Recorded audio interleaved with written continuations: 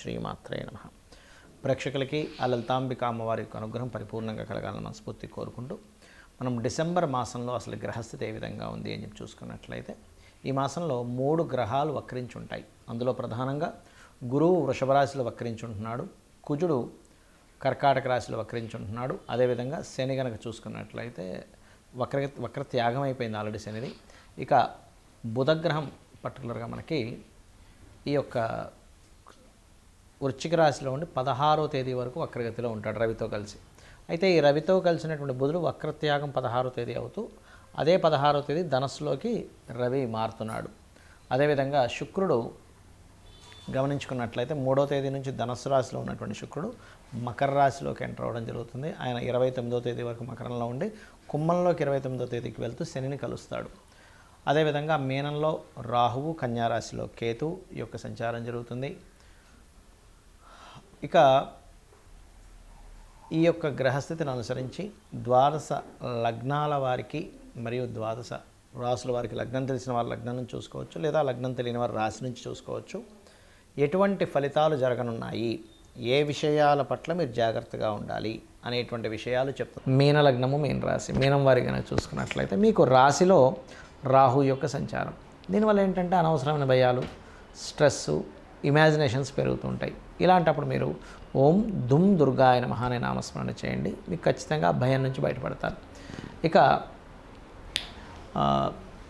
ధన సంబంధించినటువంటి విషయంలో ధనాధిపతి అయినటువంటి మీకు కుజుడు ధనాధిపతి అవుతాడు. పంచమ స్థానంలో వక్రించున్నందుకు కాస్త ల్యాండ్స్ మూలంగా ఏదైనా ఒక వస్తువుని ఆన్లైన్లో అమ్మడం ద్వారా ఎక్కువగా లాభాలు చూపిస్తున్నాయి. కాకపోతే ఏంటంటే కొంచెం ల్యాండ్స్ తీసుకునేటప్పుడు కానివ్వండి, ఏదైనా ఒక ఆలోచన చేసేటప్పుడు కానివ్వండి, అక్కడ దాకా ఒకటి అనుకొని సడన్గా మళ్ళీ టర్న్ అవుతారు, వేరే చేద్దాంలే అని. అక్కడ మీకు ఇబ్బంది ఇస్తుంది. కాబట్టి చాలా ప్లానెడ్గా మీరు ఏదైనా సరే మీ ఆలోచన, మీరు ఏదైతే ఉద్యోగం కోసం కావచ్చు, వ్యాపారం కోసం కావచ్చు, ఏదైనా సరే అటువంటి విషయాల్లో కాస్త జాగ్రత్తగా ఉండాలి. కాస్త వాహనం మీద వెళ్ళేటప్పుడు 5వ స్థానంలో నీచబడినటువంటి కుజుడు వక్రించి 4వ స్థానంలోకి వాహన స్థానం వైపు తిరిగాడు. కాబట్టి వాహనాల మీద వెళ్ళేటప్పుడు కాస్త జాగ్రత్తగా ఉండాలి. సంతానాన్ని పొందేటువంటి విషయాల్లో కూడా, ఎందుకంటే లగ్నంలో రాహు ఉన్నాడు. ప్రధానంగా ఇక్కడ లగ్నంలో రాహు ఉంటూ పంచమంలో వక్రించినటువంటి కుజుడు కాబట్టి ప్రెగ్నెన్సీ కోసం మీరు ఏదైనా ఐవీఎఫ్లో, ఐయుఐలు చేయించుకునేటప్పుడు 1కి 4 సార్లు ఇది సక్సెస్ అవుతుందా లేదా, మీకు ఆ కండిషన్ ఉందా లేదా. ఒక్కోసారి ఏంటంటే మనిషి యొక్క శరీరతత్వం కొంచెం స్ట్రెంత్గా లేదనుకోండి, మళ్ళీ ఫెయిల్యూర్ అవుతూ పాపం మీకు డబ్బులు వేస్ట్ అవ్వడం, చేసే వాళ్ళకి ప్రయత్నం ఫెయిల్ అవ్వడం జరుగుతూ ఉంటుంది. కాబట్టి ఈ యొక్క విషయాల్లో, సంతానం కోసం చేసే ప్రయత్నాల విషయాల్లో చాలా జాగ్రత్తగా ఉండాలి. మరియు అదేవిధంగా ఈ 6వ అధిపతి దశమ స్థానంలోకి వచ్చినందుకు రవి పర్టికులర్గా 16వ తేదీ నుంచి మారుతున్నాడు. భాగ్యంలో ఉండేటువంటి వృశ్చికంలో 6వ అధిపతి అయిన రవి, వృశ్చికంలో ఉన్నటువంటి రవి 16వ తేదీ నుంచి ఎప్పుడైతే మీకు ధనుసు రాశిలోకి వస్తాడో, ఇది కొంచెం గవర్నమెంట్ జాబ్స్ కోసము, మెడికల్ రంగాల్లో ఉద్యోగ సంబంధంగా ఎదగడం కోసం, ఎనీ ఆరోగ్యానికి సంబంధించిన మీరు బిజినెస్ కానీ ఏదైనా చేసేటప్పుడు ఇది కొంతవరకు పనికి వస్తుంది. కాకపోతే సప్తమంలో కేతువు, లగ్నంలో రాహు ఉంటూ లాభస్థానంలో శుక్రుడు ఉన్నందుకు ఈ నెల వివాహ సంబంధించిన వాటి జోలికి వెళ్ళకపోవడమే మంచిది అనేటువంటి చాలా స్పష్టంగా గోచరిస్తుంది. అదేవిధంగా ఈ యొక్క శుక్రుడు ఎవరైతే అష్టమాధిపతి లాభంలో ఉన్నాడో కాస్త పూర్వీకుల ఆస్తులకు సంబంధించిన వాటి మూలంగా కలిసి వస్తుంది, అందులో ఎటువంటి సందేహం లేదు. ఇక మిగతా అంశాలు కనుక చూసుకున్నట్లయితే ఇక్కడ వ్యయస్థానంలో శని భగవానుడు ఉన్నందుకు మీరు ఏదైనా ఒక ఇన్వెస్ట్మెంట్స్ చేసేటప్పుడు లాంగ్ టర్మ్ ఇన్వెస్ట్మెంట్స్ మాత్రమే చేయండి, షార్ట్ టర్మ్ ఎట్టి పరిస్థితుల్లో చేయకండి. ఎందుకంటే 12లో శని నుండి దాని మీద కుజుడు ఉన్నందుకు ముఖ్యంగా ఇన్వెస్ట్మెంట్స్ విషయంలోని జీవిత భాగస్వామితోని మీ యొక్క మ్యారిటల్ లైఫ్ సంబంధించిన విషయంలోని కొంత స్ట్రెస్ అనేటువంటిది ఏర్పడుతుంది. కాబట్టి ఈ సమయంలో ఏం చేయాలంటే కాస్త శని, కుజ, రాహు ఈ 3 గ్రహాల దగ్గర దీపారాధన చేయండి. వీలైతే నువ్వులు, కందులు దానంగా కూడా ఇవ్వండి, బాగుంటుంది. అదేవిధంగా మీరు అన్నపూర్ణాష్టకము, లేదంట్లయితే రాజరాజేశ్వరి అమ్మవారి యొక్క స్తోత్ర పఠనము, సుబ్రహ్మణ్యేశ్వర స్వామి యొక్క ఆరాధన, ఓం స్కందాయ నమః అనే నామస్మరణ చేయండి. అందులోనే ప్రధానంగా మీరు ఇన్వెస్ట్మెంట్ చేసేటప్పుడు 7, 8 తేదీలు అసలు ఇన్వెస్ట్మెంట్స్ చేయకండి.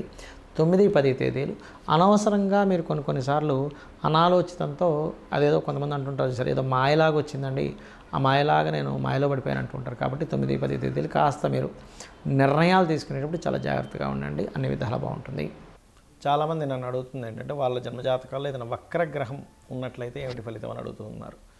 ఇది నాడీ ఆస్ట్రాలజీలో మనకు చూడండి, చాలామంది జాతకాల్లో ఈ పలానా గ్రహం వక్రించిందండి, ఈ పలానా గ్రహం అంటే శని కావచ్చు, గురువు కావచ్చు, వీళ్ళు వక్రించారని చెప్తుంటారు. అయితే ఇక్కడ ఏంటంటే ఫస్ట్ ఆఫ్ ఆల్ మనం అర్థం చేసుకోవాల్సింది రాహువు కేతువు ఈ రెండు ఎప్పుడు వక్రగతిలోనే ఉంటాయి, అంటే వెనక్కి తిరుగుతూ ఉంటాయి.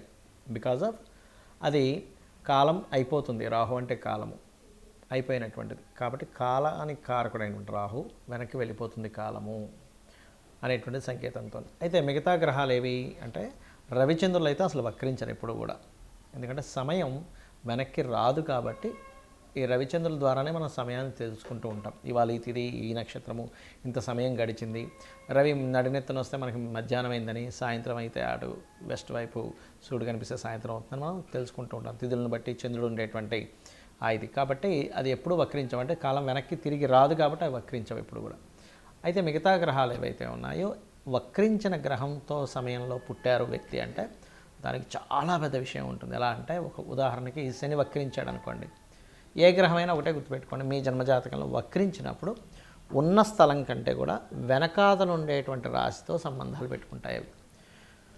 అంటే ఒక్కొక్కసారి ఆ వక్రించడం వల్ల మంచి జరుగుతుంది, ఒక్కొక్కసారి ఇబ్బంది ఉంటుంది. ఎలా అంటే ఉదాహరణకి మేషరాశిలో శని, మేషరాశి కాకుండా మేషరాశి తర్వాత అయినటువంటి రాశిలో శని భగవానుడు వక్రించాడు, అంటే వృషభంలో శని వక్రించాడు.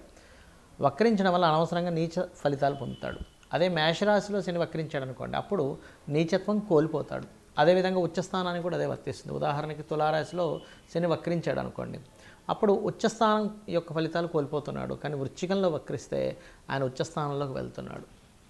ఏదైనా ఒక గ్రహం కనుక వక్రించినప్పుడు తను ఏ రాశిలో ఉండి వక్రించాడో అది అదృష్టానికి దారితీస్తుందా, ఇబ్బందికి దారితీస్తుందా అనేటువంటి చూడాలి.